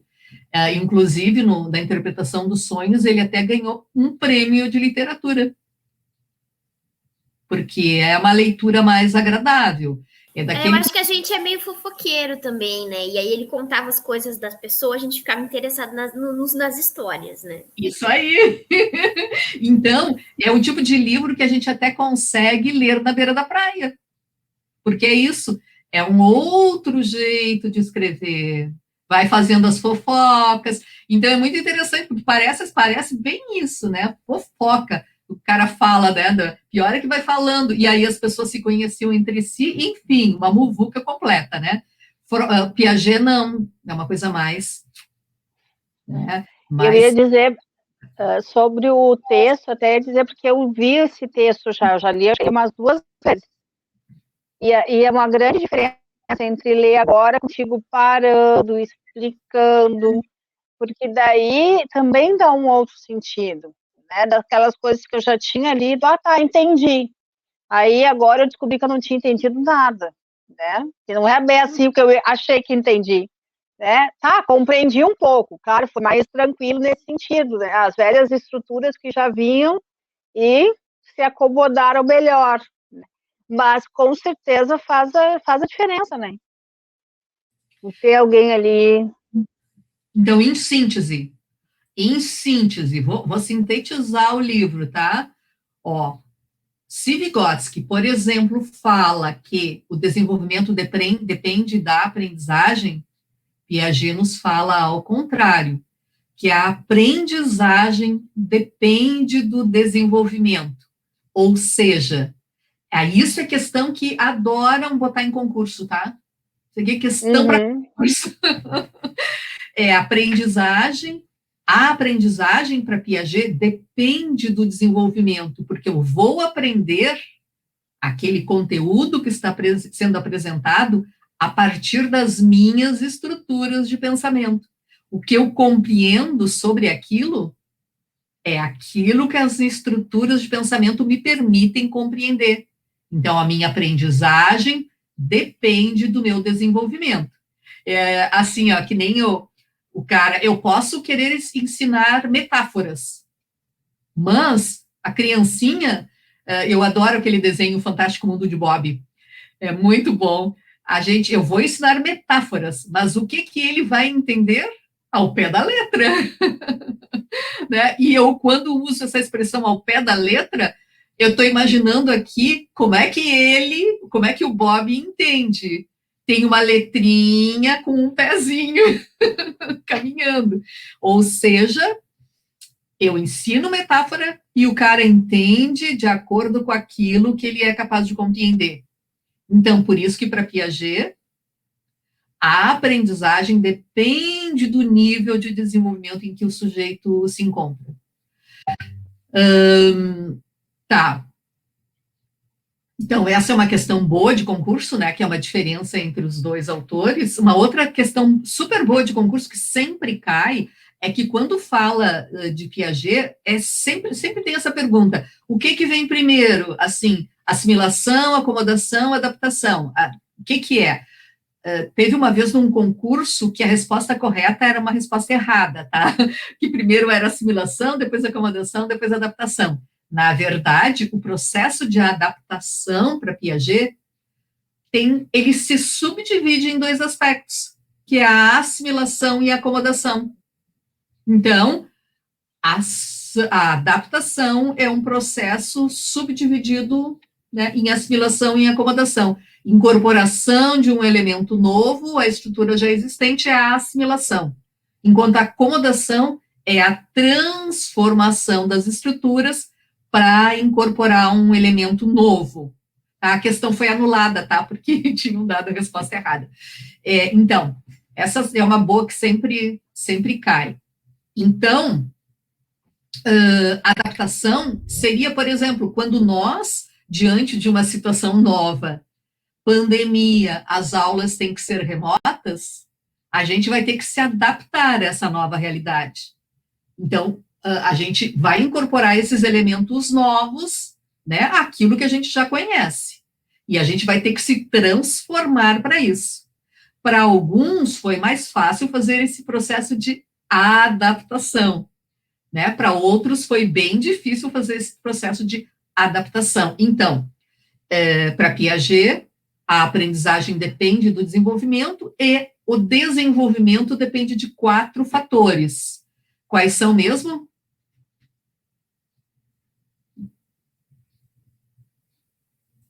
Quais são os 4 fatores de que depende o desenvolvimento? Maturação. Isso. Experiência, transmissão social, equilibração ou autorregulação. Isso, então. Isso, faltou então, maturação, que depende, então, da passagem do tempo, a experiência física e lógico-matemática, a transmissão social e a equilibração, ou autorregulação. Então, são 4 fatores. E o Piaget estava comparando, nesta palestra aqui que a gente acabou de ler, nesta palestra, o modelo que ele estava comparando, que é esse modelo estímulo-resposta, é uma teoria que explica pela experiência, apenas experiência física. Então, o sujeito realiza uma experiência física e a gente reforça. Então, esse modelo, teoria estímulo-resposta, é uma teoria que explica só pela experiência física. E não há uma preocupação, e hoje em dia não tem como, hoje em dia com todas as... como é que é? A Jane botou uma... A gente está vendo a cortina ali da Jane. Hoje em dia, não tem como a gente negar com todo o desenvolvimento das neurociências, de mostrando o que acontece no cérebro, a gente negar tudo isso e imaginar, assim, que não passe pela cabeça do sujeito, que é só, né, botar coisas para dentro e ele vai simplesmente devolver aquilo hoje em dia com todo o desenvolvimento. A gente não tem como, não cabe essa explicação mais, né? Então, é muito interessante, bem importante a gente ver que a prática pedagógica vai estar em conformidade com aquilo que a gente acredita, e também hoje em dia se acreditava que o cérebro já estava prontinho ao nascer. Então, isso era outra coisa. Quando eu estudei, lá no ano de 1979, que eu estudei fisiologia, e que se estudava o cérebro, a compreensão que se tinha sobre o cérebro era bastante diferente da compreensão que se tem hoje. Então, assim, ó, baseado naquela compreensão que se tinha sobre um cérebro não maleável, como a gente tem hoje, a ideia da plasticidade cerebral de um cérebro que tem transformação, que tem toda uma função de transformação, de formação de redes, de formação de sinapses, né, de um cérebro que vai se transformando ao longo da vida. Né? Então, esse cérebro vai se transformando. Então, na medida em que esse cérebro vai se transformando, isso vai mexendo na nossa capacidade de compreensão do mundo. Né? Então, o nosso cérebro vai mudando, a gente vai compreendendo o mundo de forma diferente daquilo que a gente tinha antes. Então, a puberdade, especialmente, essa época de transformação, normalmente se entendia simplesmente como uma mudança hormonal, né? Simplesmente se falava, porque na puberdade tem toda essa transformação hormonal, é porque isso que o sujeito se transforma tanto. E, ultimamente, se tem mostrado que não são apenas os hormônios, mas que, em média, o cérebro também está sofrendo uma grande transformação nessa época. Né? Não apenas, porque, em média, o operatório formal, em média, inicia aos 11, 12 anos. Então, ser capaz de pensar teoricamente o mundo, ser capaz de explicá-lo, ser capaz de pensar sobre ele de uma forma teórica, conseguir pensar em explicações para o funcionamento do mundo, mexe muito, né? Então, não é apenas o hormônio funcionando, tem toda essa transformação, e é uma transformação brutal, é gigantesca, né, que vai acontecendo. Então, e o último aspecto, então, de que tratou Piaget no texto foi mostrar que a aprendizagem, sim, ela é um dos, a transmissão social, o ensino, sim, é um dos fatores importantes para promover, é um dos fatores que promove o desenvolvimento, mas é um fator que sozinho não é capaz, né, quando ele critica aqui as ideias que o cara foi lá para tentar explicar toda essa transformação apenas por esse esquema do ensino. Daí ele vai mostrando aqui que não, de uma forma bem rápida, nos mostrando. A gente pode, então, ver dentro desse livro que eu vou escrever para vocês, as autoras. Então, é Inelder, são 3 autoras.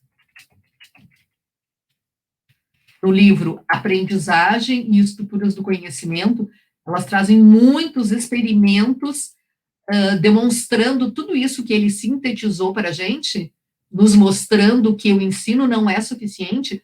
Essas moças são 3 mulheres, a Inelder Bovei Sinclair, são 3 autoras que foram alunas de Piaget e fizeram experimentos mostrando o quanto o ensino é importante, mas não suficiente para garantir a aprendizagem. Que aqui Piaget apenas resumiu os argumentos, mas que com elas, então é um daqueles livros que, como tem muito relato de experimento, é daqueles que é difícil de ler, tá? É Aprendizagem e Estruturas do Conhecimento, não é aquele que a gente lê na beira da praia, não. Acho que de teóricos da psicologia que dá para ler na beira da praia tomando cerveja, porque Freud dá para ler na beira da praia, mas não tomando cerveja, tá? O livro que dá para ler na beira da praia tomando cerveja são os livros de Gardner, que é o de inteligências múltiplas. Não sei se todo mundo já leu alguma coisa dele. Ele assim, ó, ele tem um monte de dicas muito úteis, mas ele é um modelo descritivo. O estilo de livro, porque Piaget, por exemplo, ele explica os processos.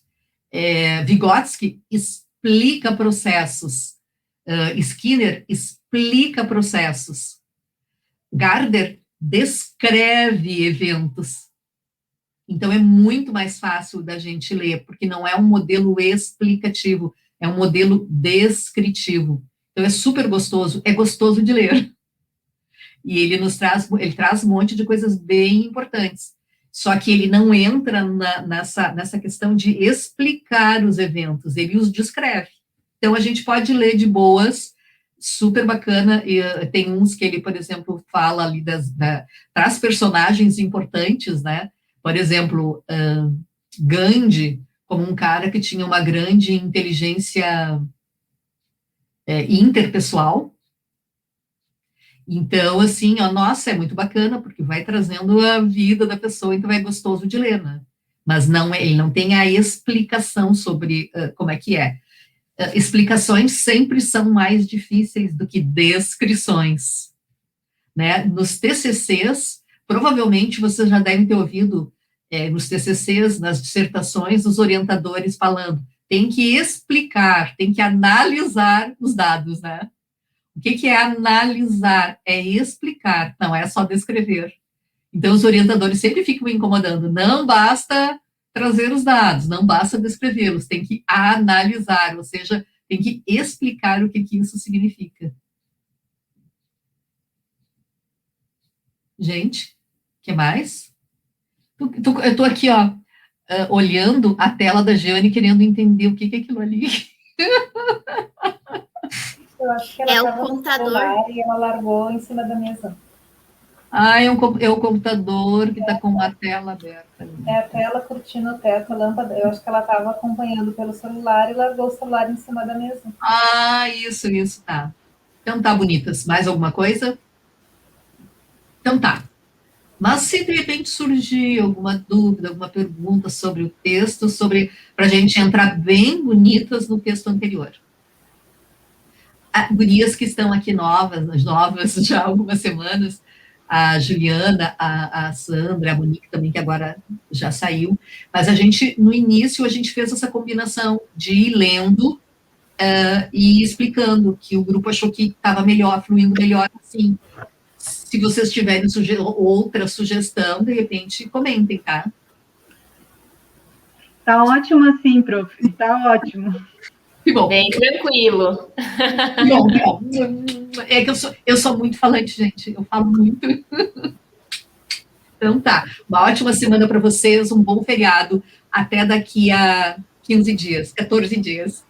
Boa semana. Boa semana, bom feriado. Um Abraço. Abraços e beijos virtuais Beijos. por enquanto. Então tá, até.